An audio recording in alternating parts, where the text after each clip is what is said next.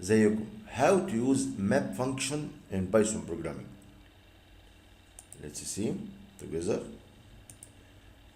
This is a simple program and we need to use map function. So we will create a status variable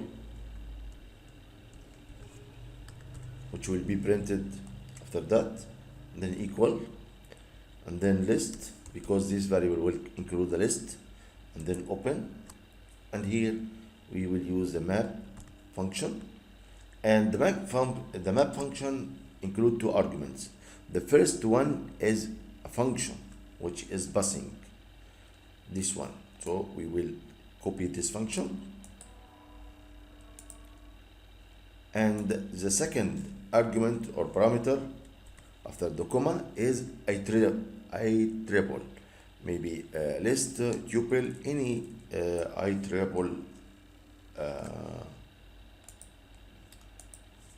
sequence like this one. So here we are mapping the function to each element or each element in this iterable or the rest called exam scores. And then by mapping this we are passing the element to score, and we will get true or false, because return here give return or false. If you have any question, ask me and I will reply you as soon as possible. So it's okay.